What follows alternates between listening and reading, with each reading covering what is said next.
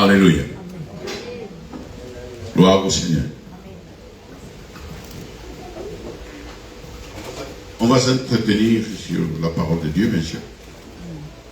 Le verset, il est déjà sur le cadran. Ah, non, non. C'est pas ça, oui. Là-bas, là.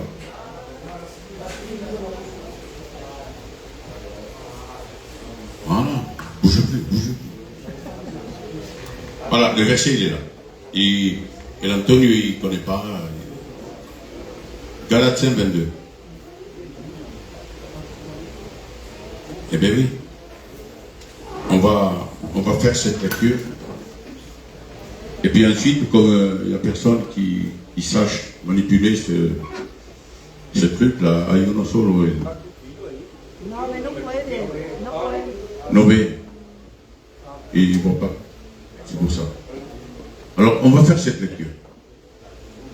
Il est écrit comme cela, Galatiens 22. Il parle le fruit de l'esprit. Il dit, je dis bien le fruit, pas les fruits. Il y en a 9, mais ils n'en font partie que d'un seul. Et on verra après. Mais le fruit de l'esprit, c'est l'amour, la joie, la paix, la patience, la bonté, la bénignité, la fidélité, la douceur, la tempérance. Gloire à Dieu. Alléluia.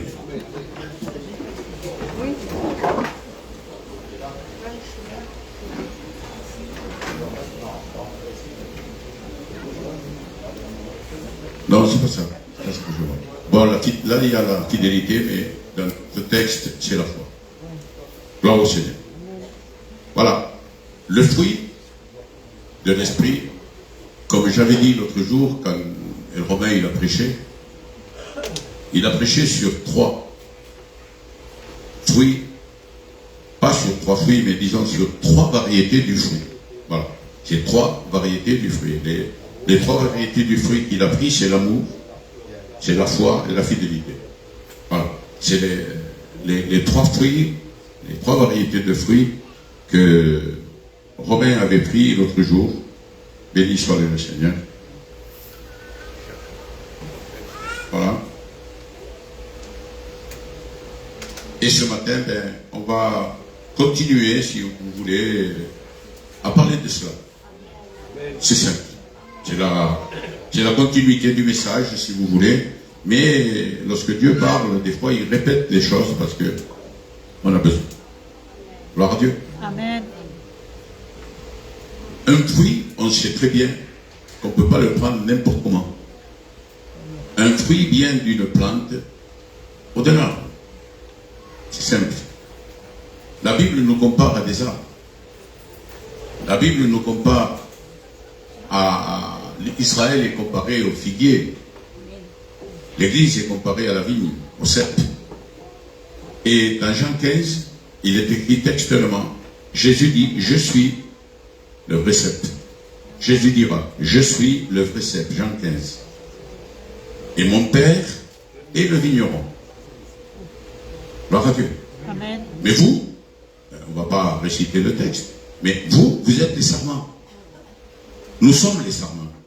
Je suis un sarment. Parce que le cep lui-même ne porte pas le fruit. Celui qui porte le fruit, c'est le sarment. Alors, Jésus est le cep, le Père est le vigneron, mais nous sommes les sarments. Alors, c'est à nous à porter le fruit. Béni soit le nom du Seigneur. Mais, il est écrit textuellement, celui qui ne porte pas de fruit sera retranché. C'est le texte qui le dit, c'est pas moi. Celui qui ne porte pas de fruit sera retranché. Nous savons qu'un cep porte du raisin. Et on ne va pas parler du vrai fruit qu'on mange. On va parler du fruit que le Saint-Esprit met en nous. Amen. Vous savez que dans Romains 5 et verset 5, on ne peut pas le voir là, mais vous pouvez le lire, notez les textes et vous les lirez chez vous si vous voulez. Nous savons que dans Romains 5 et verset 5, c'est par le Saint-Esprit, il dit bien parce que c'est l'Esprit qui donne le fruit, c'est par le Saint-Esprit que l'amour de Dieu est répandu dans nos cœurs. Et c'est le premier fruit. La première variété du fruit, c'est l'amour. Et il est répandu dans nos cœurs à travers du Saint-Esprit. Mais quand est-ce que le Saint-Esprit répand le fruit de l'amour dans nos cœurs? Il ne va pas le répandre lorsque tu viens et que tu écoutes la parole de Dieu. Il ne va pas le répandre lorsque tu as dans l'église et un pied dans le monde. Il ne va pas le répandre lorsque ta vie n'est pas en règle devant Dieu. Il va reprendre ce fruit de l'esprit qui est l'amour lorsque tu es né de nouveau. Lorsqu'une personne est née de nouveau, automatiquement le Saint-Esprit, il a sa fonction. Ce n'est pas la peine que le Père lui dise va et non. Ils savent quoi faire tous les trois. Les trois, le Père, le Fils, le Saint-Esprit savent ce qu'ils doivent faire parce qu'ils sont tous les trois omniscients. Tous les trois. Tous les trois. Ils sont divins. Ils sont omniscients, omnipotents, omniprésents. C'est des attributs divins que nul dans le ciel peut avoir ni sur la terre, ni en dessous de la terre. Ici, sur terre, on donne l'omniscience, l'omnipotence et l'omniprésence à des saints qui n'ont rien à voir avec la divinité. Comme les Saintes Marie de la Mer, comme Lourdes, comme Saint Manuel, Saint Antoine, Saint Joseph et tout ce que vous voulez. Ils n'ont rien de divin, ce sont des personnes exactement comme nous. C'est simple. Il n'y a pas d'attribut là-dedans. Ils peuvent avoir un prix dans les personnes, mais il ne peut pas y avoir par exemple, ce que Dieu est. Dieu est amour. Nous ne sommes pas amour. Nous recevons son amour. C'est différent.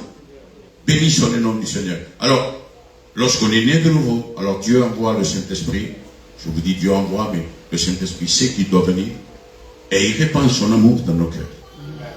Pourquoi il répand son amour dans nos cœurs? Parce que nous avons besoin de cet amour. Si nous n'avons pas cet amour, on ne peut pas vivre avec Dieu. Vous savez, l'homme est capable de manifester deux sortes d'amour. S'il n'y a pas l'amour divin, et c'est l'amour de Dieu, l'homme est capable de manifester deux sortes d'amour. C'est l'amour philéo, que c'est sentimental, c'est pour la famille, pour mes enfants, pour ma femme, pour mon père, pour ma mère, pour ma famille. C'est cet amour que l'homme est capable de manifester, parce qu'un père qui n'aime pas ses enfants, il n'aime rien du tout. C'est facile. Hein, pour vous dire, un père qui n'aime pas ses enfants, qui aime plus les plaisirs charnels que ses enfants, c'est un père inutile, on pourrait dire même. Alors, l'amour philéo, c'est l'amour sentimental, c'est l'amour familial. Béni soit le nom du Seigneur. Ça, cet amour peut la manifester l'homme. Et aussi l'amour éros, que c'est l'amour de la chair. Qu'est-ce que c'est que l'amour de la chair, Manu? Bon, qu'est-ce que c'est que l'amour de la chair? Nous dit il va le comprendre. Alors écoutez bien, l'amour de la chair, c'est l'amour de la boisson, c'est l'amour du monde, c'est l'amour des plaisirs, l'amour de la cigarette, l'amour de la drogue, l'amour des choses qui sont vaines, l'amour des choses que dans la vie de l'homme ou de la femme, parce que vous savez, aujourd'hui, l'homme et la femme, il n'y a pas de différence. Hein. Il y a des femmes qui se droguent, il y a des hommes qui se droguent. Il y a des femmes qui boivent, il y a des hommes qui boivent. Il y a des hommes qui se droguent, il y a des femmes il y a des hommes qui fument, il y a des femmes qui fument. Tout le péché est réparti aujourd'hui. C'est plus comme avant. Moi, j'ai connu des femmes qui sont venues me dire, avant je fumais, et Dieu m'a libéré. Et je remercie le Seigneur, que Dieu l'a fait. Mais ça, c'est l'amour éros. Ce n'est pas l'amour, même pas un amour familial, parce que c'est un amour qui détruit la famille. L'alcool détruit la famille.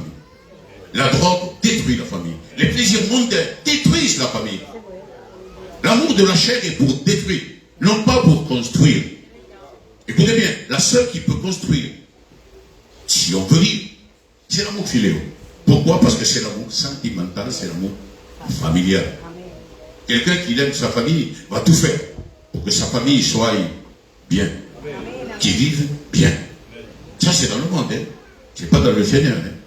Dans le Seigneur, il y a un amour que le monde ne peut pas apporter. c'est l'amour agapo. Cet amour agapo, c'est l'amour de Dieu. C'est cet amour qu'un jour, il a dit au Fils, qui enverrai-je? Les humains, la terre est perdue. Qui vais-je envoyer pour qu'ils soient sauvés? Et Jésus a répondu, envoie-moi, Père. Je ferai ta volonté. J'irai pour eux et je les sauverai. Béni soit le nom du Seigneur. Il s'est sacrifié par son amour, il s'est sacrifié pour nous. Vous savez, il n'avait pas besoin de descendre. Celui qui avait le châtiment qui devait tomber sur lui, c'était nous. Nous avions le châtiment de Dieu qui devait tomber sur nous. Et voilà, il a dit, non, je prends notre place. Parce qu'à la croix du Calvaire, vous savez, il y a eu 5 œuvres. Mais une d'elles, c'est le substitut. Et la substitution, le substitut, c'est prendre la place de quelqu'un. Et Jésus l'a fait à la croix du Calvaire. Il a été notre substitut. Et il est notre substitut. Pourquoi il est notre substitut? Parce qu'il s'est placé à ta place. Parce que l'acte qui nous condamnait, il a cloué à la croix. Et il n'en fait plus partie de nous. Il a laissé clouer à la croix. Mais toi, tu peux reprendre de cet acte en délaissant la parole de Dieu et en délaissant Dieu. Parce que lorsqu'on délaisse Dieu, l'amour de Dieu n'est pas en nous. Parce qu'il est écrit dans l'épître de Jean, chapitre 1er, verset 8. 1 Jean 4, 8. Écoutez bien, l'épître, 1 Jean 4, verset 4 et verset 8. Chapitre 4 et verset 8. Celui qui aime est de Dieu. Parce que Dieu est amour. Amen. Mais celui qui n'aime pas n'a pas connu Dieu. C'est grand, Seigneur. Celui qui n'aime pas, je ne veux pas dire Dieu, mais ton frère. Celui qui haït son frère et qui n'aime pas son frère ne connaît pas Dieu. Il n'est pas né de Dieu et il ne connaît pas Dieu. Et celui qui aime, il est né de Dieu et il connaît Dieu. Parce qu'on ne peut pas naître de Dieu sans le connaître. Premièrement, il faut faire une rencontre avec lui. Il faut avoir un contact avec l'eau de la vie. Lorsqu'on a un contact avec l'eau de la vie, automatiquement, cette eau qui nous désaltère l'intérieur, c'est l'intérieur qui doit changer. C'est pas l'extérieur. C'est bien que l'extérieur, on le lave. Moi, ce matin, je me suis douché, je me suis parfumé. C'est bien. Mais avant de tout, c'est l'intérieur qui doit être changé complètement. Gloire au Seigneur. L'extérieur, on peut le laver par des produits du monde. Mais à l'intérieur, il n'y a pas de produit qui peut le laver. Seule la parole de Dieu. L'eau de la parole de Dieu peut laver l'intérieur. Béni soit le nom du Seigneur. Et c'est à ce moment-là que cette variété d'amour vient habiter dans nos cœurs. Gloire au Seigneur. Amen. Je ne vais pas rester longtemps sur les fruits parce que sinon, je ne vais pas les finir bien à neuf. Alors, je vais les passer très rapidement. Le deuxième, c'est la joie. Et nous voyons pour l'amour, 1 Corinthiens 13, c'est un texte clé pour l'amour. C'est vrai que dans le verset 13, 1 Corinthiens 13, verset 13 dira, aujourd'hui 3 choses demeurent. La foi, l'espérance et l'amour. Mais la plus grande des 3, c'est l'amour. Gloire au Seigneur. Ça, c'est il est dit. Mais il est dit aussi, bien avant. Je ne me rappelle plus le verset 3, 4, je ne me rappelle pas. Il dit comme cela. Même que je fasse don de mon corps. Écoutez bien. Même que je fasse don, que je donne à brûler mon corps pour quelqu'un, pour faire du bien. Si je n'ai pas l'amour, je ne suis rien. L'autre dit, je suis qu'une cymbale qui retentit. On n'est rien sans l'amour. L'amour est tout. L'amour excuse tout. L'amour supporte tout. L'amour efface tout. Béni soit le nom du Seigneur. Vous savez pourquoi il faudrait que je dise la vérité. Savez-vous pourquoi je vous supporte? Parce que c'est Dieu qui va supporter bien des choses. Mais vous savez pourquoi je vous supporte? Parce que qu'on le veuille ou pas, Dieu a dit au Saint-Esprit, envoie mon amour dans le cœur de Juan. Amen. Et ici habite quelque chose de très important. Il habite Jésus. Amen. Parce que Dieu est amour. Jésus est amour. Et il a démontré à la croix du Calvaire. Et là, il y a Jésus. Il y avait un creux auparavant dans le monde, mais ce creux, c'est Jésus qui l'a complètement inondé. Il a pris la forme de Jésus dans mon cœur. Et c'est pour cela que te quiero, Tony. Parce que t'es dur à supporter. Mais je t'aime. Béni soit le nom du Seigneur. Ici, à qui, comme ta vie, marqué ta vie. Il est plus dur de supporter à lui. Mais je l'aime. Mais je l'aime. Pourquoi? Parce qu'ici, il s'est marqué. Là, dans le bulle, il s'est marqué la marque, mais dedans, il y a Jésus de marqué. Amen. Béni soit le nom du Seigneur. Mais je peux le supporter parce qu'il m'a dit quelque chose. Il m'avait touché. Et je vais vous le dire pour que ça vous touche à vous et que vous priez pour lui. Il m'a dit, Juan, j'aimerais que tu pries pour moi pour que je ne sorte plus de Dieu. Amen. Que Dieu me donne la force de rester avec moi. Et je vous le mets à cœur. Priez pour lui. Pour qu'il ne sorte plus. Et pour qu'il reste avec nous. Et restant avec nous, pourquoi je dis avec nous? Parce qu'en restant avec nous, il fait partie du corps. Amen. Et en fait partie du corps. Dès que la dernière trompette va sonner, ça sera pour très bientôt, par la grâce du Seigneur, le corps partira. Et s'il fait partie du corps, il partira avec nous. Amen. Gloire au Sauveur. Alors je vous le mets à cœur, s'il vous plaît. Je vous le mets à cœur. Priez par Kika et la Sarah pour que ce couple, puisse naître de nouveau. S'ils ne sont pas encore nés, qu'ils puissent le faire. Gloire à Dieu. Pour qu'ils soient sauvés avec nous. Deuxième variété de fruits, la joie. L'amour, la joie. Les trois premières variétés, c'est de Dieu. C'est pour Dieu. Parce que la joie ne vient pas par l'alcool. Parce que lorsque, dans le monde, ils sont à moitié remplis d'alcool, ils sont joyeux. Ils se mettent à chanter, ils se mettent à rigoler, ils se mettent à dire n'importe quoi. Ils sont joyeux. Mais c'est la joie de ce monde parce que c'est la joie que donne l'alcool. Lorsqu'ils sont dans une fête, ils sont joyeux. Il y a un mariage. Alors ils sont joyeux. Mais la joie n'a pas besoin d'alcool. La joie n'a pas besoin d'une fête. Aujourd'hui, c'est une grande fête spirituelle. Amen. Nous commémorons la mort et la résurrection du Christ. Amen. Ça, c'est une fête spirituelle. Béni soit le nom du Seigneur. Et pour vous dire, si nous regardons Jean 4, on va le prendre. Jean 4, verset 34. Qu'est-ce qu'il nous dit? Voilà.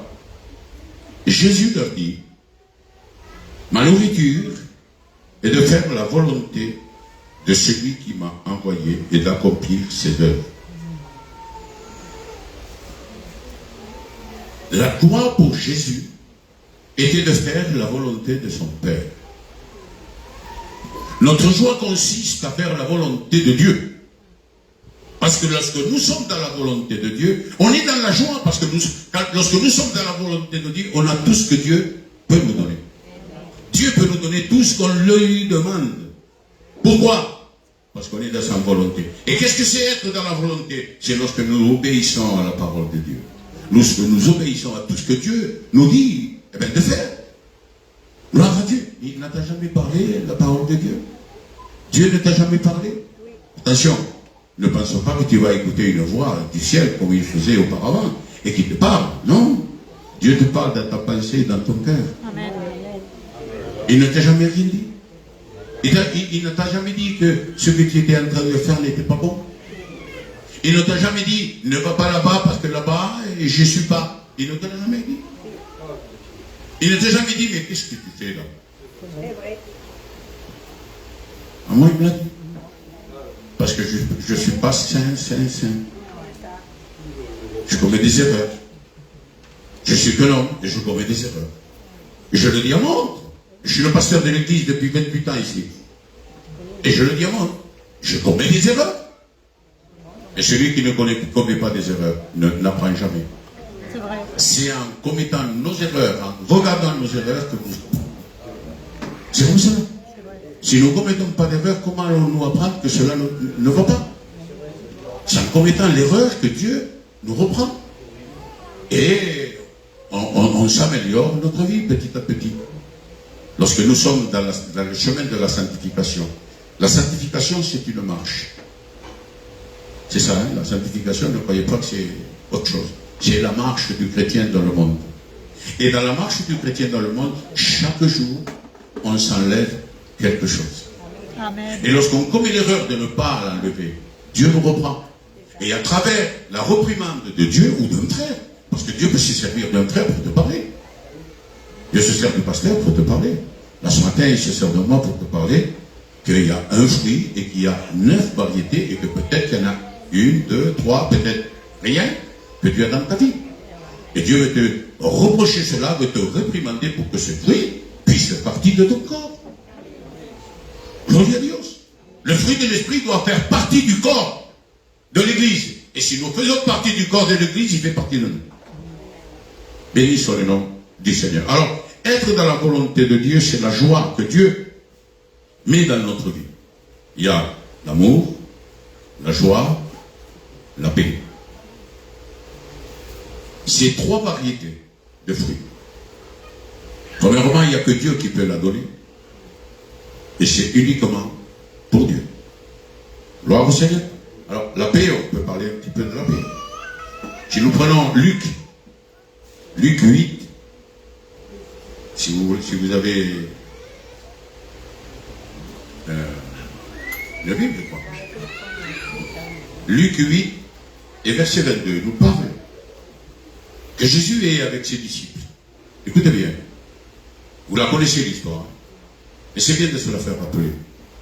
Parce que Paul dira, je ne me lasse pas de vous répéter toujours la même chose. Parce que cela est salutaire pour vos âmes. Amen. Eh bien, je vais vous faire rappeler une histoire que peut-être vous l'avez lue 50 000 fois, vous l'avez écoutée 50 000 fois, façon de parler, mais qu'on oublie. Parce que les bonnes choses de Dieu, bien des fois, le chrétien les oublie. Jésus est avec ses disciples. Et il dit, on va prendre une barque et on va aller de l'autre bord. On va passer de l'autre bord. Parce que l'homme et la femme ont besoin de passer de l'autre bord. Il est dans un bord du monde et il veut passer dans le bord de Dieu. Mais du monde à Dieu, il y a un chemin, un espace. Et cet espace est celui que tu dois lutter. C'est là qu'il y a la lutte contre Satan. Alors, au milieu de la mer de Galilée, Jésus dort. Est-ce que vous comprenez que, est-ce que Jésus savait ce qu'il allait se passer? Oui. Si, il le savait. Et Jésus, en vérité, ne dormait pas, puisque il connaît tout. Il s'était assoupi pour que les disciples voient qu'il dormait. Mais il savait ce qui allait se passer. Il savait qu'un vent impétueux, qu'une tempête allait se lever au milieu du bord de la mer de Galilée. Il le savait, cela. Mais il les laisse faire. Parce que la lutte, nous devons la mener, nous. Et écoutez bien, les disciples, les apôtres à cette époque, n'avaient pas le Saint-Esprit comme nous l'avons nous. Hein. Ils ne l'avaient pas. La grâce n'était pas établie. La promesse n'était pas encore arrivée. Ils étaient en train, c'était des appelés. C'était les apôtres de l'agneau, bien sûr. Ce n'étaient pas des serviteurs de Dieu, n'importe comment. C'était ceux qui avaient vu le Christ en chair et en os. Ils vivaient avec lui, ils mangeaient avec lui, ils dormaient avec lui. Alors vous comprenez cela, il faut être logique dans les choses. Ce n'était pas n'importe qui. Parce que les apôtres, écoutez bien mes frères, hein, les apôtres n'avaient pas le Saint-Esprit. Hein. Il y en a qui croient, ils n'étaient pas nés de nouveau. Ça c'est le chose. Et c'est pour cela que le Saint-Esprit n'était pas avec eux. Ils n'étaient pas nés de nouveau. Mais, parce qu'il y en a des érudits dans la salle qui lisent beaucoup. Oui, mais Jésus les a envoyés pour guérir les malades et chasser les démons. Oui. Et comment ils l'ont fait? Le Saint-Esprit. Oui. Mais alors, et les prophètes? Ils n'avaient pas le Saint-Esprit. Mais pour un temps, ils venaient, ils travaillaient avec lui et ils sortaient. Lorsque Jésus donne la grande mission aux apôtres, il leur dit, allez, chassez les démons, guérissez les malades. Ils vont aller, ils soufflent sur eux. Mais un esprit qui habite pendant un temps, le temps de la mission, et ensuite, ils repartent. Parce qu'ils n'étaient pas nés de nouveau. Gloire au Seigneur. Quand c'est que les disciples sont nés de nouveau? Les disciples sont nés de nouveau à la Pentecôte. À la descente du Saint-Esprit. Dans la chambre haute. C'est là qu'ils sont nés de nouveau. Pourquoi? Parce que l'Esprit de Dieu est venu habiter en eux. Amen. Alors là, ils étaient nés de nouveau. Il n'y avait pas de problème. Vous savez que Jésus est resté 40 jours après la résurrection sur terre. Il apparaissait et il disparaissait. Il faisait ce qu'il voulait. Alors, il est resté 40 jours après, il donne rendez-vous aux disciples au mont des Oliviers. Il leur donne ce qu'ils doivent faire, les ordres qu'ils doivent faire, aller prêcher la bonne nouvelle à toute la création, guérir les malades, chasser les démons, et tout ce que vous voulez, tout ce qui est écrit dans Marc 16. Il leur dit, allez, et attendez la promesse. Il ne dit pas là, le temps qu'il va mettre pour attendre la promesse. Parce que Jésus ne donne jamais un temps. Il a dit qu'il va revenir, il n'a jamais donné un temps. Mais à rapport aux histoires de la Bible, il y a tout ce qui se passe à l'extérieur, on sait qu'on est dans le temps du retour. On est dans le temps du retour, il n'y a pas de problème. Jésus revient bientôt. Amen. Alors c'est là qu'ils sont nés. Et lorsqu'ils sont nés, le Saint-Esprit est venu habiter. Au début, avant qu'il naisse Pierre, il va venir le mettre propre. Quelqu'un qui est né meurt avec Jésus. La preuve, lorsqu'ils sont nés de nouveau à la chambre haute, tous les disciples, les apôtres, à part Jean, et encore, il y a deux versions sur Jean, sont morts en martyr. Tous. Il y en a un qu'ils ont coupé au milieu, par la scie, avec une scie. Coupé comme ça. L'écartelé, mais avec une scie. Je ne me rappelle plus le nom, mais il y a des morts dans les martyrs que c'est incroyable. Et on dit que Jean est mort de vieillesse.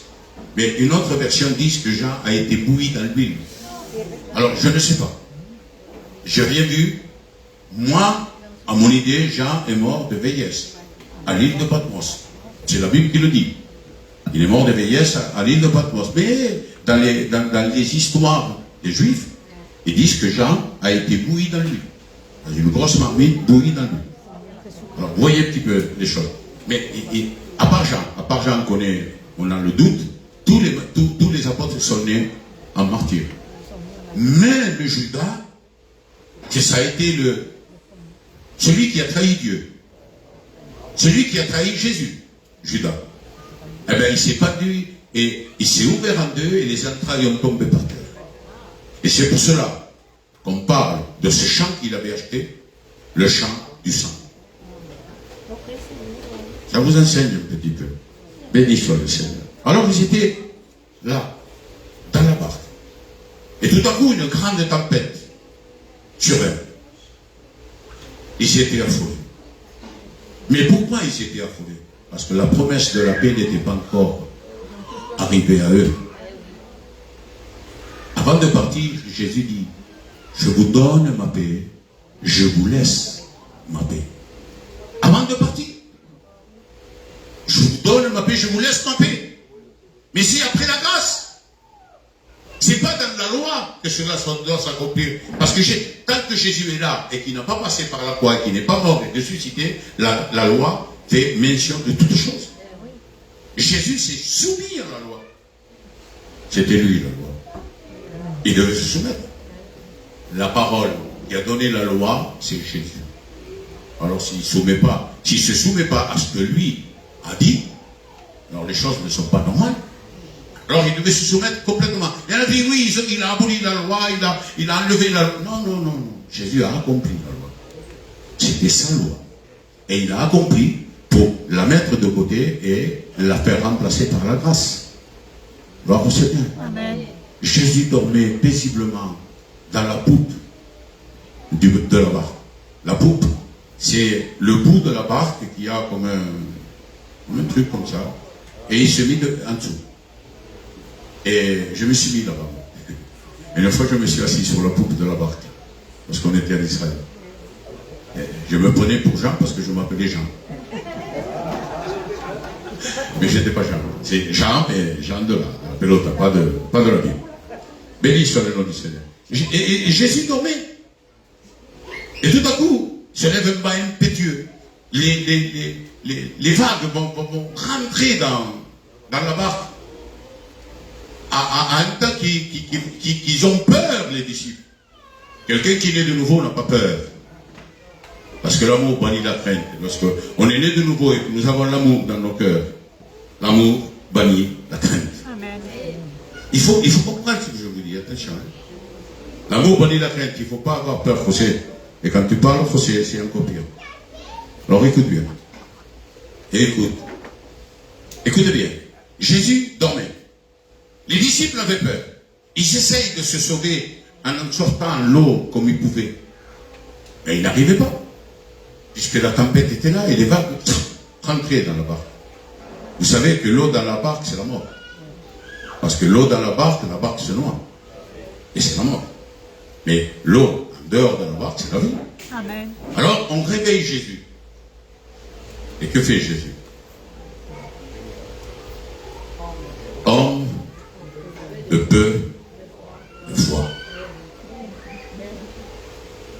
Qu'est-ce que vous croyez? Que vous alliez vous en sortir comme ça? Alors, à son réveil, Jésus menace le vent, la tempête, il menace les vagues. Et tout devient calme. Alors, les disciples sont complètement étonnés. Étourdis. Ils ne savaient pas quoi penser. Mais qui est cet homme dont même le vent et les eaux lui obéissent? Qui est cet homme? C'est le Créateur. Si Dieu n'a pas l'autorité sur la création que c'est lui qui l'a créée, qui c'est qui va l'avoir? Il faut comprendre cela. C'est Dieu qui a créé la mer. C'est Dieu qui a créé le vent. C'est Dieu qui a tout créé.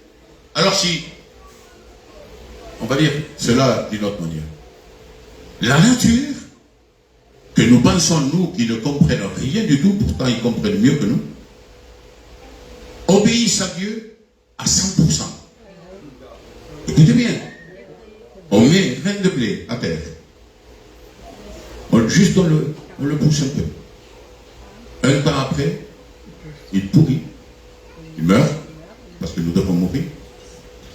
Et la nouvelle vie sort. La plante. Lorsqu'on meurt à la croix, la nouvelle vie est en nous. Et c'est là que le Saint-Esprit habite.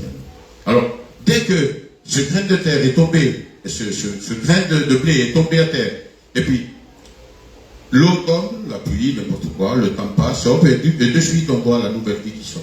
Pourtant c'est quelque chose de mort. Un blé sec. Il y a un texte qui dit, si on a fait ça au bois vert, qu'est-ce que ça sera au bois sec? Nous étions du bois sec.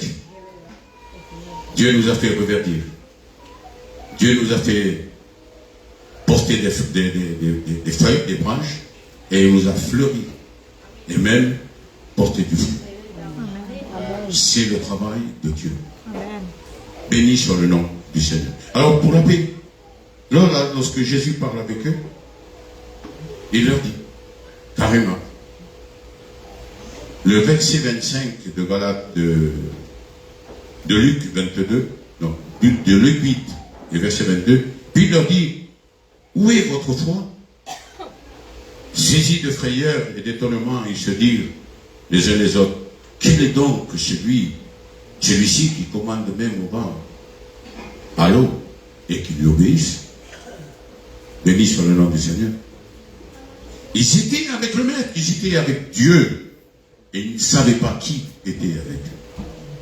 Alors comment ils pouvaient être nés de nouveau? C'était impossible. Ils étaient avec eux, ils ne le reconnaissaient pas. Ils ne pouvaient pas être nés de nouveau. Béni soit le nom du Seigneur. Et ça, cette variété de fruits n'est que pour Dieu. Amour, la joie, la paix. Ensuite, nous avons la patience. La patience, c'est personnel. Cette variété de fruits, il y en a 3. C'est personnel, c'est pour nous. C'est pour chacun d'entre nous. Nous devons avoir la patience. Comment peut Dieu nous donner la patience? Il est la meilleure, le plus grand des patients. La patience, hein? C'est lui. À la croix, rappelez-vous. Père, pardonne-leur car ils ne savent pas ce qu'ils font. On l'a jugé. Auparavant, avant d'être jugé, avant d'arriver à la fin de son ministère public, Jésus a fait que du bien au peuple. Il a guéri les malades. Il a ressuscité les morts. Il a fait marcher les paralytiques. Il a donné la vue aux aveugles. Faire parler les muets et écouter les personnes. Il a fait tant de choses. Il a chassé les démons. Il a fait des choses merveilleuses au peuple. À un tel point que le peuple s'est rassemblé par milliers pour aller l'écouter. Par milliers. Vous savez, lorsqu'il a fait la multiplication des pains, 5 pains et 2 poissons, il a nourri entre 15 et 20 000 personnes. Avec 5 pains et 2 poissons. Il a fait. Et même avec cela, ils n'avaient pas la patience de l'écouter. Ils allaient que pour manger. Ils n'avaient pas la patience de dire, Seigneur, c'est pas possible qu'on puisse le condamner. Au début, quand il rentre à Jérusalem, c'est la dernière fois qu'il rentre à Jérusalem de cette manière libre. On jetait des branches sur le sol. On prenait les manteaux, on les mettait sur le sol pour que lui puisse passer. Hosanna au fils de David. Il criait Hosanna au fils de David. Béni celui qui vient au nom du roi. Voilà ce que ça veut dire. Béni soit celui qui vient au nom du roi. Hosanna au fils de David. Béni soit le nom du Seigneur. Et quelques jours après, crucifie-le. Est-ce que vous comprenez que l'homme n'a pas de patience? L'homme est indomptable. Il est pire qu'une bête féroce. L'homme est pire qu'une bête féroce. Il est indomptable. Il est domptable seulement lorsqu'il a reçu la croix de Jésus dans son cœur, lorsqu'il a reçu sa parole, qu'il a créé la foi et qu'il est mort à la croix du Calvaire. Là, il est dompté complètement. Pourquoi? Parce que ce n'est plus le même qui vivait auparavant. Paul, vous avez l'exemple de Paul. Paul était un persécuteur de l'Église. Il prenait les chrétiens et il les faisait tuer, il les faisait emprisonner. Mais lorsque Dieu fait sa demeure en lui, c'est fini. Maintenant, il prêche à ceux qui ne connaissent pas Dieu, à ceux qui sont contre Dieu, pour qu'ils soient sauvés. Lorsque nous étions dans le monde, nous étions peut-être pire que Paul, parce que vous savez, ce n'est pas la peine de tuer quelqu'un pour être mauvais. Tu peux le tuer avec ta langue. Avec ta langue, tu peux tuer une famille complète. Tu peux porter une ruine complète avec la langue. Vous savez, la langue, c'est l'arme la plus redoutable qui peut exister. Ce n'est pas les armes, hein? Ni le pistolet, ni les déchets. Non. On peut tuer, bien sûr, avec des armes, il n'y a pas de problème. Mais avant d'utiliser les armes, c'est la langue qui les font utiliser. Hein? C'est la langue qui a le plus de tort, c'est la langue. Béni soit le nom du Seigneur. Alors, si Jésus nous dit que il nous donne le fruit de l'esprit, ce matin, on parle d'amour, on parle de joie, on parle de paix, on le veut tout le monde. Mais la patience, des fois, on la veut pas. Parce qu'on s'enflamme très rapidement. Très rapidement, on s'enflamme. C'est pas être patient. Il faut avoir la patience de Dieu. pour dialoguer, pour parler, pour aller quelque part, pour présenter quelque chose. Vous savez quoi? Bon, je le dis, je ne l'avais pas dans ma pensée, mais je le dis, avant de faire construire quelque chose, il faut s'asseoir avec patience, présenter tout à Dieu. Amen. Non pas les commérages qu'il nous donne, non pas les conseils des hommes ni des femmes, non, non, non. Nous présenter devant Dieu. Seigneur, est-ce que ce que je suis en train de faire, ou que je dois faire, est-ce que ça vient de toi? Amen. Si ça vient de Dieu, personne ne se mettra en travers. Si ça vient de Dieu, tout réussira. Mais si par contre, si cela ne vient pas de Dieu, tout tombera et te sortira par derrière. Prenez garde, s'il vous plaît. Ne faisons pas les choses comme on fait d'habitude. Mais la patience nous fait mettre devant lui. Vous savez, il y a des personnes, des chrétiens, des fois, qui se prennent par des mots, pas par des gestes, et des gestes qui sont mauvais, mais par des mots. Et ils n'ont pas la patience de pardonner. Mais qui as-tu dans ton cœur? Celui qui a pardonné à la croix pour toi, ou celui qui condamne pour n'importe quoi? On n'est pas là pour condamner les frères ni les sœurs. On est là pour pardonner et les sauver. Amen. Béni soit le nom du Seigneur. Et cette patience en toi. La patience, c'est un fruit de l'esprit. Vous savez, Moïse avait été patient avec le peuple. Même qu'il avait dit, si tu les détruis, enlève-moi du livre de la vie. Attention, c'était grave. S'enlever du livre de la vie lui-même à cause du peuple, il faut avoir l'amour et la patience. Si Moïse n'aurait pas eu cet amour pour le peuple, il n'aurait pas dit ça à Dieu, parce qu'il savait que Dieu pouvait le faire. Et à cause de ces mots, à cause de la patience de Moïse, Dieu n'a pas détruit le peuple. À cause de ça. Alors s'il te plaît, à cause de ta patience, tu peux sauver une famille. Amen. Si tu veux le faire, pardonne, s'il te plaît. Pardonne si tu veux être pardonné. Amen. Béni soit le nom du Seigneur. On continue parce que Maria son annoncé. Déjà 11 heures. Bon, allez. Là, on rentre dans, pour nous, hein, les trois variétés, c'est pour l'homme, hein, ou la femme. La patience, c'est pour nous. La bonté. La patience, la bonté, c'est ça. La bonté, c'est... On peut le voir dans Marc 10, 13. On ne le regarde pas, c'est pas la peine. Je vais vous raconter l'histoire. Comme ça. Mais si vous voulez le noter, vous le lirez à la maison. Marc 10, 13. Des mamans, des papas viennent apporter des enfants pour que Jésus puisse les bénir. Et les disciples, ils n'étaient pas convertis, ils n'étaient pas nés de nouveau. Ils étaient avec Jésus, mais ils n'étaient pas nés de nouveau. Les empêchent de venir à Jésus. Lorsqu'on est converti, lorsqu'on est né de nouveau, on n'empêche personne qui vienne à Dieu. Amen. Mais lorsqu'on n'est pas né de nouveau, on peut empêcher n'importe qui vienne à Dieu. Comme les disciples avaient fait pour les petits enfants. Mais la bonté de Jésus avait vu ce que ses disciples faisaient. Et ils disaient, mais arrêtez. Laissez-les venir à moi. Et il disait comme cela. Si vous voulez rentrer dans le royaume des cieux, il faut devenir comme ces petits enfants. Amen. Parce qu'un petit enfant ne garde rien en rancune. Un petit enfant se dispute maintenant, et quelques minutes après, ils sont ensemble en train de rigoler et de s'amuser. Nous, on se dispute, et c'est pour des années, et des années, et des années. Et des fois, ça tourne au vinaigre. Et ça va encore pire. Alors, s'il vous plaît, il faut que vous ayez un cœur d'un enfant. Écoutez bien ce que je vous dirai.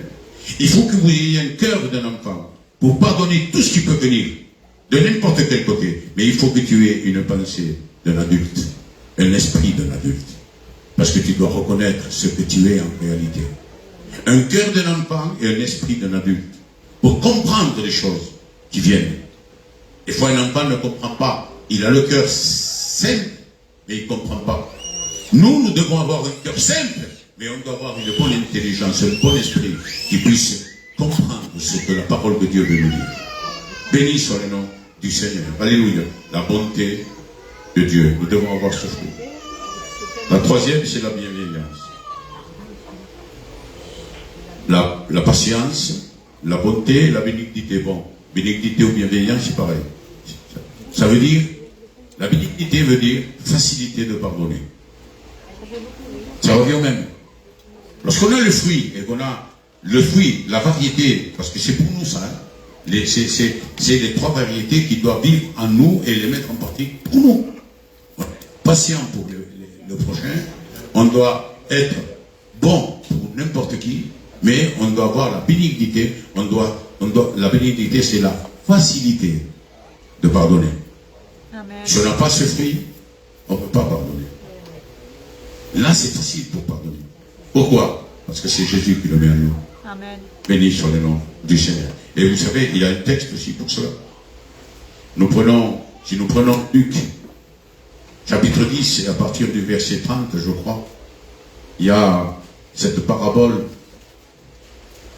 de cet homme qui descend de Jérusalem à Jéricho. Mais au milieu du chemin, il y a des malfaiteurs, des bandits. On le prend, on le roue de coups, on lui enlève, on lui vole tout ce qu'il a, et on le laisse à demi-mort par terre. Maintenant, écoutez, ça c'est pour la bénignité, hein? La bénignité. Un sacrificateur, l'homme est par terre à demi-mort. Un sacrificateur vient. On pourrait dire aujourd'hui, un curé, même le pape, on pourrait mettre le pape aussi. Hein? C'est le chef des curés. Il passe et il voit cet homme par terre. Et il se pousse de loin et il s'en va. Il ne fait pas cas de lui. Donc il n'a pas la bienveillance, la bénignité, il ne l'a pas. Il ne pardonne pas lui. Il s'en va. Quelques temps après, quelques minutes, je ne sais pas combien, on ne parle pas de minutes dans la parole de Dieu, passe un lévite. Ça c'est la religion. Ah, moi je suis catholique. Oui, c'est bien que tu sois catholique. Mais je bats pour les gitans. Hein. On se dit toujours catholique lorsqu'on ne veut pas autre chose. Mais jamais on va à la messe le dimanche. Jamais on va prier à l'église. On va seulement lorsque sont dans le monde, pour faire un baptême pour les enfants. Ou alors pour faire un mariage. Parce que bien souvent, ils vont qu'à l'église. Le monde, vont qu'à l'église, à la mairie, ne vont pas pour faire les rissas, beaucoup de choses. Les parents isolés, beaucoup de choses. Alors ils se mettent d'abord déjà, ils mettent tout en question avant de se marier, ils mettent tout. On passe pas que par l'église pour être béni, pour que Dieu nous bénisse. Mais après on va frauder. Après on fraude. Dieu ne dira rien parce que tu as besoin. C'est ce qu'ils disent. Et comment je fais? Dieu sait comment je suis. Mais Dieu sait que tu as une bonne santé, que tu peux casser des pierres avec un marteau. Dieu sait que tu peux prendre un marteau-piqueur et faire des trous. Je ne te donne pas les travails faciles, hein. Je te donne les plus grands. Parce que tu as la santé de le faire. Mais tu ne fais rien. Mais tu préfères frauder. Prenons garde à cela, s'il vous plaît. Béni soit le nom du Seigneur. Alors la bienveillance, le bon samaritain. Le Lévite passe, rien du tout. Il s'en va, il passe outre aussi. Mais voilà, il y a un samaritain qui passe. Un samaritain peut être n'importe qui. Ça peut être toi pour lui, ou toi pour lui, ou n'importe qui. Ça peut être moi pour quelqu'un d'autre. Un samaritain passe. Et il est ému de compassion de voir cet homme par terre. Il s'arrête. Il va bander ses plaies. Écoutez, un bon samaritain a toujours deux choses en lui pour faire le bien. Et il avait du vin et de l'huile. Le bon samaritain avait du vin et de l'huile. Pourquoi c'est bon? Eh bien parce qu'il était roué de coups, il avait des plaies. Alors il va mettre le vin, que c'est de l'alcool dans des blessures. Et ensuite, il va le soulager avec l'huile. Béni soit le nom du Seigneur. Et c'est ce que nous devons faire chacun d'entre nous lorsque nous rencontrons quelqu'un qui est à demi-mort, qui est presque à l'extérieur de l'Église. Ça parle du chrétien. Là, c'est pas le monde, hein. On parle du chrétien parce que c'était un homme qui descendait de Jérusalem, qui venait de faire office au temple et qui descendait chez lui à Jéricho. Est-ce que vous comprenez cela? C'était un chrétien. On peut discuter du chrétien. Lorsque tu vois un frère qui est à demi-mort, qui ne peut plus, au lieu de dire, laissez-le, il le mérite. Il y en a qui parlent comme ça. Laissez-le, il le mérite. Allez, allez. S'il n'est pas content, mais qu'il aille en enfer. C'est les mots qu'on emploie bien souvent. Non, préoccupe-toi de cela. Prends-le. Mets-lui un peu d'alcool. L'alcool guérit les blessures. On t'a fait ci, ben, tiens un peu d'alcool. Et ça va guérir tes blessures. Et après, on va lui passer l'huile, que c'est le symbole du Saint-Esprit. On lui passe l'huile pour le soulager et pour le faire venir à l'église une fois de plus. Parce que cet homme, ce Samaritain, lorsqu'il a pris, il a mis sur son cheval. Je parle comme ça parce que ça se fait. Bien souvent, on ne veut pas se mettre à côté des clochards parce qu'ils sont sales, ils sentent mauvais. Et Dieu me pardonne pour le mot que je vais dire, même sur des personnes pas blanches. On me filme et je ne veux pas dire des choses comme ça. Mais vous savez que même un black, un noir, a un cœur comme toi. Amen. A une âme comme toi. Amen. Et il a besoin de salut. N'importe qui a besoin du salut. Tous les êtres humains de la terre ont besoin de salut. Amen. Alors, ne faisons pas de distinction ou de différence entre noir et blanc, quelqu'un qui est sale. Non. On était tous très sales. C'est vrai. En rapport au péché, on était tous très sales. Et pourtant Jésus s'est approché. Et nous a lavé par son sang. Alors Jésus peut laver toutes choses. Alors ayez, s'il vous plaît, la bénignité dans vos vies. Septième, bon, c'est marqué la fidélité, mais c'est la foi, c'est pareil. Nous voyons la foi dans Hébreux 11. Qu'est-ce que la foi? Je passe vite. Et ça, c'est pour autrui. Ça, c'est pour les personnes. Les trois premières variétés du fruit, c'est pour Dieu. Les 3 secondes parties, c'est pour nous. Et les 3 dernières variétés, c'est pour l'autrui. Les autres personnes. Alors écoutez, la foi. La foi, c'est une ferme assurance des choses qu'on espère et une démonstration de celles que l'on ne voit pas. Essayez de comprendre ces mots. Une ferme assurance des choses qu'on espère. Seigneur, j'aimerais que tu guérisses ma femme, mon enfant, mon père, ma mère, je ne sais pas. Une guérison, mon frère, mon hermano, je veux que tu le guérisses, Seigneur. Mais il faut que j'ai cette ferme assurance dans mon cœur. Si je le dis que par des mots et que j'ai rien dans mon cœur, ça ne se passera pas. Alors, la foi est une ferme assurance des choses qu'on espère. J'espère, bien. Par la malinée, j'avais cette assurance dans mon cœur. Et j'ai prié pour elle. Dieu l'a fait. Amen. Elle commence à marcher tranquille. Elle se sert de sa main. Un peu moins qu'auparavant, mais ça va arriver comme il faut. Parce que ce que Dieu commence à faire, Maniné, il le finit parfaitement. Amen. Et il a reçu. Il avait sa foi aussi. J'avais la mienne. Et ceux qui ont prié pour eux, pour elle, qu'ils avaient la foi ferme, cette ferme assurance dans mon cœur. Ils savaient qu'il n'allait pas rester comme cela. Amen. On le savait. Combien de fois je suis allé chez elle et je lui ai dit, j'ai dit non, tu ne vas pas rester comme ça. Dieu va te lever d'homme. Dieu va te révéler. Dieu va te faire marcher. Dieu va faire que tu te sers de ta main. D'ailleurs, écoutez. Amen. Vous vous rappelez lorsqu'on a la fête de la musique? Peut-être pas à moitié ou un peu plus que la moitié de ce qu'on avait fait. J'ai pris le micro et j'ai dit, j'ai à cœur de prier pour les malades, pour ceux qui ont des problèmes. Rappelez-vous. Et j'ai appelé Noël, le deuxième pasteur de la Cala, et j'ai dit, écoutez, avant de le laisser prier, j'ai dit, écoutez, le miracle peut se faire aujourd'hui. Tu peux recevoir le miracle. Noël a prié.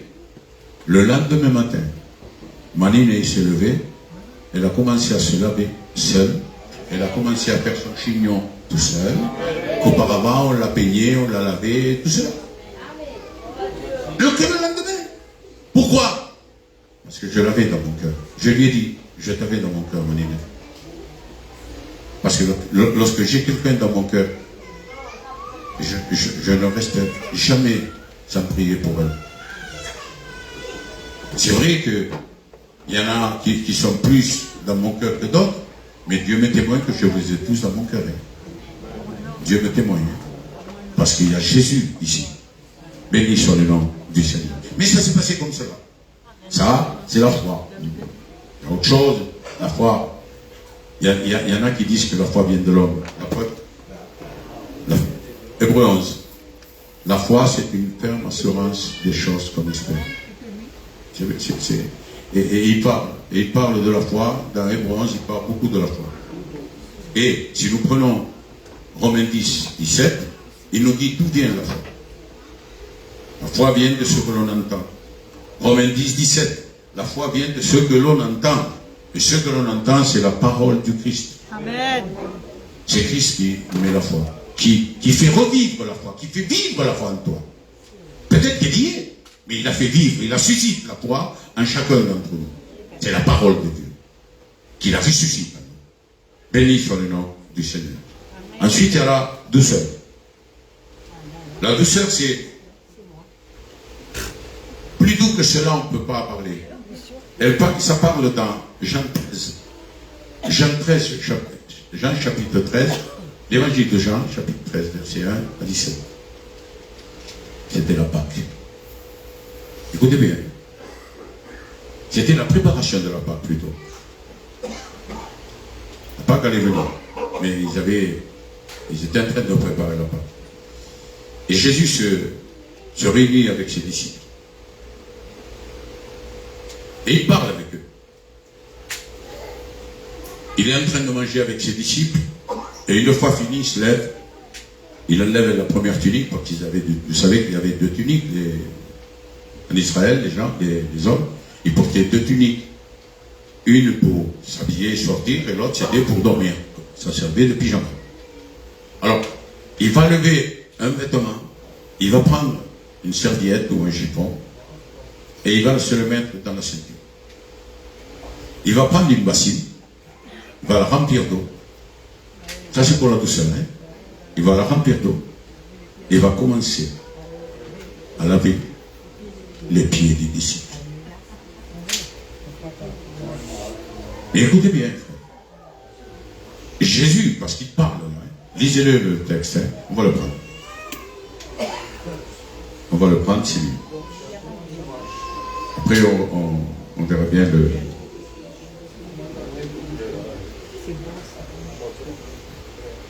Il y avait Judas, il y avait les 12.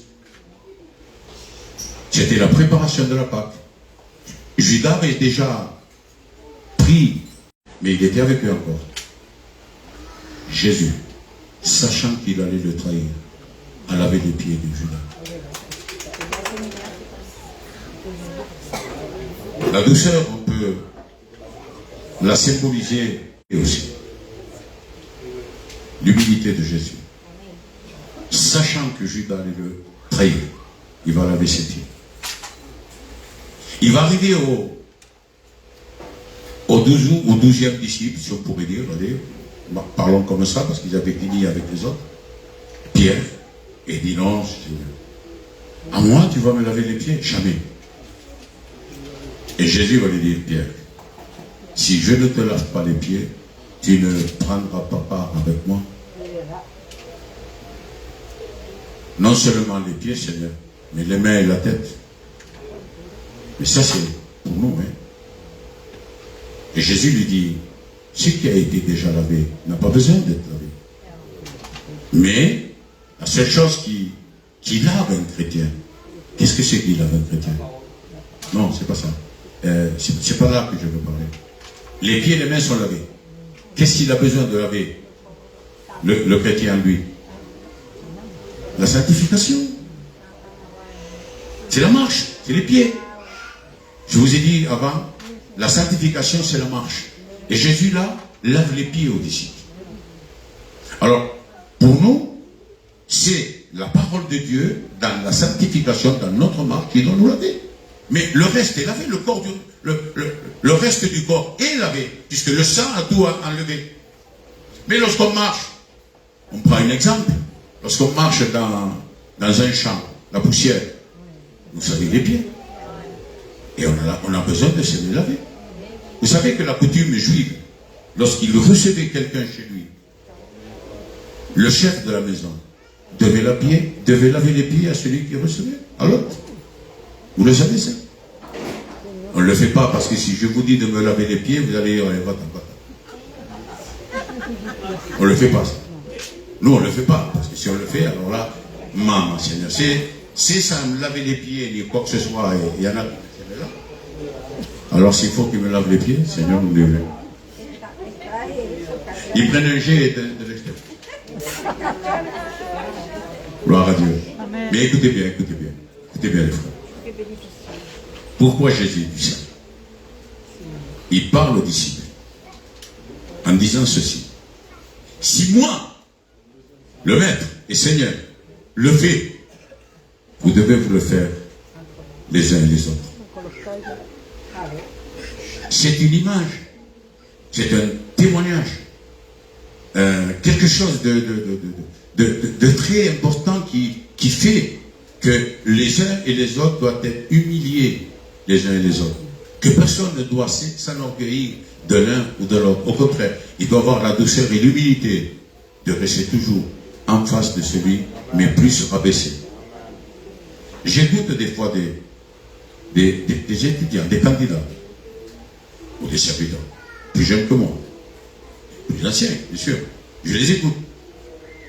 Et Dieu me témoigne dans mon cœur. Je me dis, il prêche mieux que moi. Et je ne le dis pas avec un sentiment d'orgueil. Non, je le ressens comme ça. Pourquoi? Parce qu'il faut toujours se mettre en infériorité de celui que tu as en face. Amen. Et jamais le regarder par les épaules. Jamais. Ça, regarder un frère ou une sœur par les épaules, c'est être orgueilleux. Mais se mettre en infériorité à la personne qui est devant nous, c'est l'humilité. Et Dieu dit, celui qui se rabaisse, je le relèverai. Amen. Mais n'oubliez pas que celui qui se relève, je le rabaisserai. Bendito soit le nom de Dieu Seigneur. Alors s'il vous plaît, que la douceur et l'humilité fassent partie de nos vies. Amen. Gloire au Seigneur. Amen. Je te dis, c'est eux qui ont commencé à programmer, c'est pas moi. Bon, on va finir avant midi. Hein. Et la dernière chose, c'est la tempérance. La tempérance, c'est la maîtrise de soi. Se retenir des choses. La tempérance, le mot tempérance veut dire maîtrise de soi. C'est pas la peine d'aller trop loin. Hein. Je vais dire 2 minutes et puis on finit. Écoutez bien. Il est en train de dire quelque chose qui me fait mal. Alors moi je vais répliquer mais très fort. De la maîtrise de soi, la tempérance me dit non, écoute, doucement, fais tourner ta langue 7 fois dans ton palais et ensuite tu reprends. La langue se sera fatiguée en tournant 7 fois dans le palais et au lieu de dire des mots grossiers, elle va dire des paroles légères. Est-ce que vous comprenez ça? Amen. Il faut toujours se retenir. Maîtrise de soi, c'est se retenir. Paul disait à Timothée, mets un mort dans ta bouche, comme les chevaux. Les chevaux, on met un mort pour les arrêter, pour les freiner, pour les faire tourner d'un côté ou d'un autre. C'est un mort, on appelle ça un mort. Mets un mort dans ta bouche avant de dire quoi que ce soit. Et que le Saint-Esprit tire dans les brides. Quand c'est le Saint-Esprit qui tire, il a de la force. il va te freiner complètement. Et la tempérance. Et la tempérance en toi pour autrui. Pour celui qui t'écoute, pour celui qui est en face de toi, pour celui qui te fait du mal, prie. Parce que c'est comme cela que tu vas le gagner. Amen. Tous ceux qui sont plus là, il faut prier pour eux. Amen. Il faut prier pour eux pour que Dieu leur fasse comprendre. Il y en a beaucoup des fois qu'on commet des erreurs et on ne les comprend pas. Priez pour eux, s'il vous plaît. Qu'ils ne veulent pas venir, revenir, ça ne fait rien, parce que l'homme est orgueilleux et des fois, rien que veut dire, je vais aller pour qu'ils disent après, voilà, il est revenu. Non. Qu'ils restent oui, mais qu'ils comprennent le mal qu'ils font. Qu'ils puissent comprendre le mal qu'ils sont en train de faire. C'est tout. Même s'ils ne reviennent pas, Dieu connaît toutes choses. De toute façon, Dieu connaît toutes choses. Alors, ce matin, je ne veux pas aller plus loin. Je ne veux plus parler parce que j'ai trop parlé, j'ai trop dit de toute façon. Alors, ce matin, ce que j'aimerais, c'est que ce fruit de l'esprit puisse habiter en nous. Il puisse habiter en nous. C'est Jésus qui donne le fruit. C'est le Saint-Esprit qui le met dans ta vie, dans ton cœur. La première des choses qu'il fait, il met son amour dans. Je l'ai dit, c'est son amour qui place en toute première chose. Parce que si j'ai l'amour, j'ai tout. Je vous ai dit tout à l'heure, 1 Corinthiens 13, verset 13, 3 choses demeurent, la foi, l'espérance et l'amour. Mais la plus grande des choses, c'est l'amour. Amen. Il est écrit, nous sommes sauvés par grâce. Et il est écrit par le moyen de la foi. Donc la foi est très importante. Si on ne met pas la foi en action dans la grâce, on ne peut pas être sauvé. Et pourtant, la Bible dit que l'amour est plus grand que tout. Si tu as Dieu dans ton cœur, si tu as Jésus dans ton cœur, tu as tout complètement. Tu as complètement tout. Cherche à voir premièrement Dieu dans ta vie. Et lorsqu'on l'a, crois-moi, tu as tout gagné. Le fruit, les dons et tout ce que tu veux. Les dons, par contre, il y en a 9 aussi, mais ils sont particuliers. Il y en a 9. Il n'y a pas un don, non, il y en a 9. Les fruits, il y a 9 variétés, mais qui font partie d'un seul fruit. Gloire à Dieu. Amen. Nous baissons nos têtes, s'il vous plaît. Je ne vais pas faire un appel pour ceux qui n'ont pas une variété de fruits, mais tu le sais.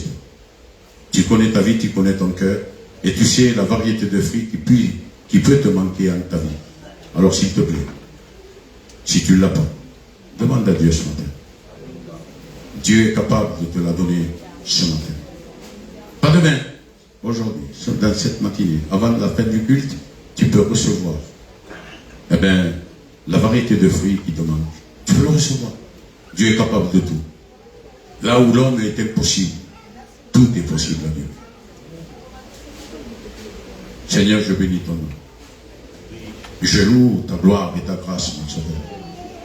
Seigneur, ce que moi-même j'ai été incapable de leur faire comprendre, à travers le Saint-Esprit, mon roi, tu parles à leur vie, à leur cœur, et puis tu fais comprendre ce que tu as voulu leur parler ce matin. Bénis bien, mon Sauveur.